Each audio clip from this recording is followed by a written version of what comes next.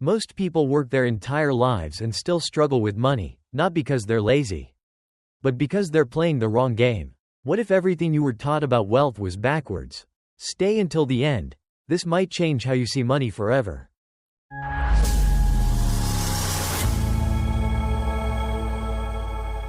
Shattering the biggest lie about money. Have you ever wondered why some people seem to start with nothing? No family background, no capital, no connections. Yet just a few years later, they're living a completely different life? More freedom, more control, waking up in the morning without fear of money. And you? You're not lazy. You work hard, sometimes too hard.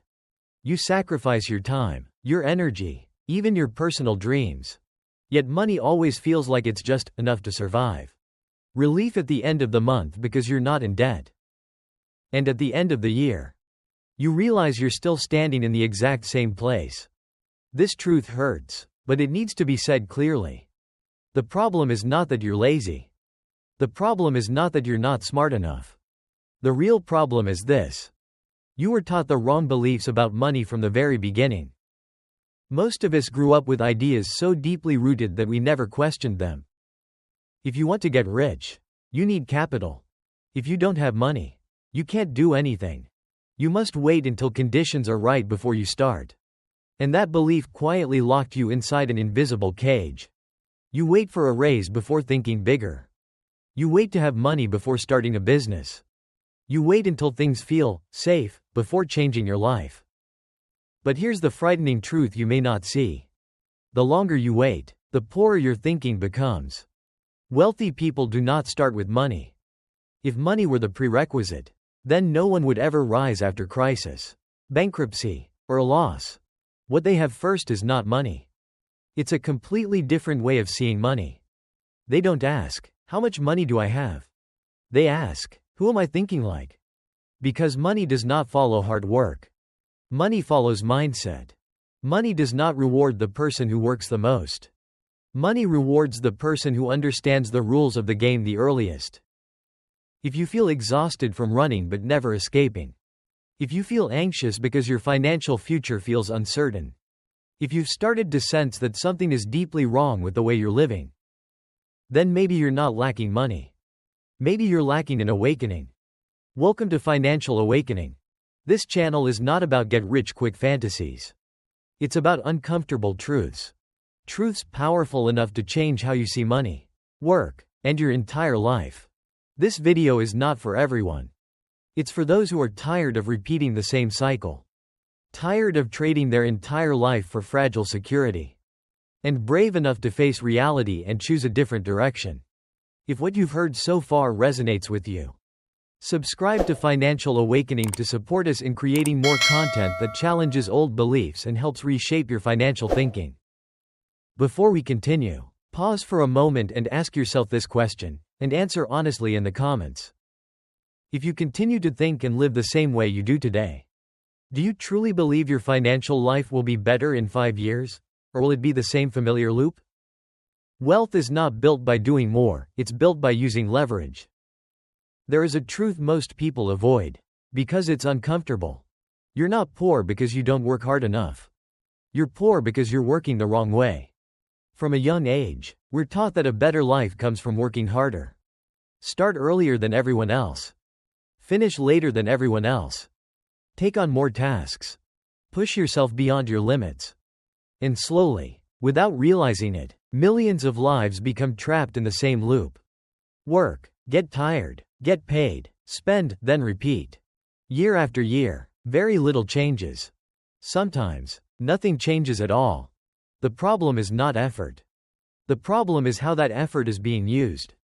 If every dollar you earn requires your physical presence, your time, your energy, your constant involvement, then your income will always have a low ceiling. A day has only 24 hours. Your body can only handle so much. Once you reach that limit, working harder only creates exhaustion, not freedom. Wealthy people understand this early. They don't try to become the best at doing everything. Instead, they focus on a more powerful question. How can one unit of effort create greater results? That's where leverage comes in. Leverage is not laziness. Leverage is clarity. Instead of doing everything themselves, they learn how to divide work. Instead of holding tightly to every dollar, they allow money to work. Instead of pushing their bodies further, they build systems that allow others to participate in creating value. Many people are afraid to hire because they think it wastes money. But wealthy people fear something else: being trapped doing the same task forever. They understand that if they don't step out of the role of the one who does everything, then no matter how skilled they are, they're still just working for themselves. You can work 10 hours a day for years. But if everything depends on your presence, you're building a cage, not an asset. True leverage comes from multiplying effort. One person can only do one thing at a time. But a system can create results even when you're not there. That's the difference between living to work and having work serve your life. Success doesn't come from trying harder than everyone else. Success comes from realizing early that wealth is not a strength problem, it's a structure problem. When you begin to look at your work through the eyes of an organizer instead of a performer, everything changes. You stop asking, "What else can I do?" and start asking, "Who can do this? Or how can this be multiplied?" And that moment is when you step off the path of the crowd and move closer to the path of true freedom. You don't need money to start, if you know how to use other people's money. There is a quiet fear that controls many of the decisions we make in life. The fear of debt. The moment people hear the word borrowing, they pull back as if they've touched something dangerous. They fear losing control. They fear failure. They fear being judged. And deeper than all of that, they fear that they are not capable enough to carry responsibility. That fear alone closes more doors than a lack of opportunity ever could. We were taught that debt is bad, that borrowing is risky, that using other people's money is unsafe. But very few people ever told us the more important truth. Not all debt is the same. Some debt pulls you down. But some debt lifts you into an entirely different level of life. Poor people look at debt and see only a burden. Wealthy people look at debt and see leverage. The difference is not how much they borrow. The difference is why they borrow. When you borrow to consume, to buy things that create no new value, you tie your future tighter and tighter. But when you borrow to build cash flow, to expand scale, to create systems that generate income, that borrowing stops being debt in the traditional sense. It becomes a tool. Here is a hard truth to accept.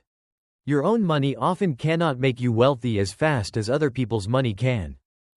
Not because your money is less valuable, but because it is limited. Meanwhile, the money of society, partners, investors, and banks is nearly unlimited. If you know how to use it wisely. Poor people say, "I don't have money, so I can't do anything." Wealthy people ask, "What do I need to create so others are willing to put their money with me?" That single question changes the entire game. When you have a clear plan, a sound model, and a transparent way to allocate resources, money will find its way to you through people who are actively looking for somewhere to place their capital. Because out there are always people with money but no time. Money but no ideas. Money but no desire to operate. And they are searching for someone like you to partner with. Wealthy people are not obsessed with ownership. They are focused on control. They don't need to own everything. They don't need to put up all the capital. What they need is to stand in the right position within the flow of value, where every decision they make influences resources far greater than what they personally possess. If you've never dared to think about using other people's money, it may not be because you lack opportunity. It may be because you don't yet believe you deserve that opportunity. But the truth is this: no one is born ready. Wealthy people are simply the ones who dared to learn how leverage works earlier. You don't need money to begin. But you do need the clarity to understand this. Wealth is not built by slowly accumulating small steps forever. It's built by knowing when to use other people's strength to move faster, farther, and more sustainably. And the moment you stop fearing other people's money, you take one step closer to real financial freedom. Making money by creating value, not by selling products. Many people step into the world of making money with what seems like a logical belief. If the product is good, the price is competitive, and they work hard at selling, money will come. They improve the product. They optimize processes. They learn new skills. They do everything they're told to do. Yet the results still fall short. Confusion sets in. They begin blaming bad luck, poor sales ability, or worse, themselves. The truth is not that you lack a product. The truth is you are selling the wrong thing. In a world where goods are increasingly abundant, where almost anyone can create something similar to what you offer, the product itself is no longer a competitive advantage. Buyers are not short on options. What they are short on is a reason to choose you over hundreds of others. Weak sellers talk about features. Better sellers talk about benefits. But the highest earners talk about the person the buyer becomes after owning it.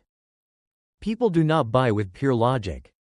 They buy with emotion, belief, and the story they choose to believe about themselves. They are not buying an object. They are buying a promise. A promise of change. A promise of safety.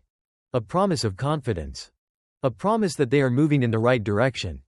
That is why things that seem unnecessary, even irrational, are often sold at very high prices. Not because the product is objectively better, but because the meaning attached to it is powerful enough. When you focus only on selling a product, you enter a brutal competition of price and effort.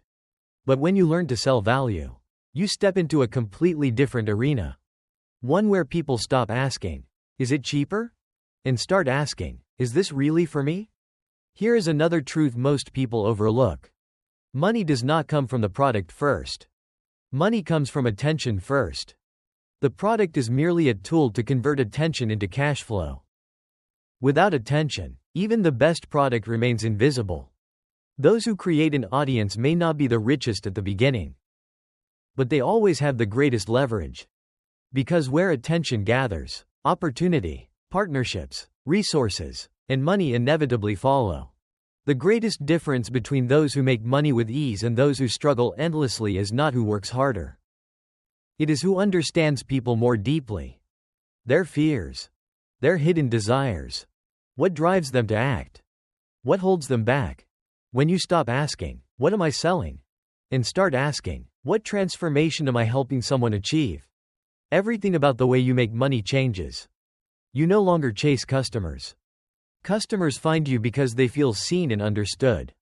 And that is the moment you step out of the role of a seller and into the role of a value creator.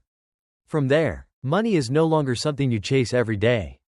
It becomes the natural result of solving the right problem. For the right person. In the right way. Stand in the right position, control the flow of value. There is a paradox that very few people ever stop to observe. The people who earn money most sustainably are rarely found in the noisiest places. They don't rush into the center of every trend. They don't push, compete, or exhaust themselves trying to outrun others. Instead, they step back. And that single step back gives them a perspective the crowd never has. When the masses rush toward opportunity, most people see only the surface. Quick profits, success stories, and the fear of being left behind. They jump in hoping they'll be the next lucky one. But very few stop to ask a far more important question. Who benefits the most when a crowd shows up? In every game, there are always two roles. The player and the one who builds the field. The participant and the organizer. Those who follow the flow, and those who control the flow. Players can win big, or lose everything. But the ones who build the field almost always have a share. Because no matter who wins or loses, the game must continue. Truly wealthy people don't try to become the best inside the crowd. They choose to stand behind the crowd, providing what the crowd needs to keep moving. Tools, platforms, systems, services, connections. They don't sell dreams. They sell the infrastructure that allows dreams to operate.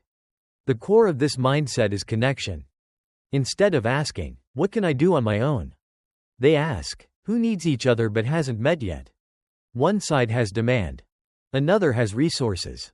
One has money but no time. Another has skill but no capital. And they place themselves exactly where those sides intersect.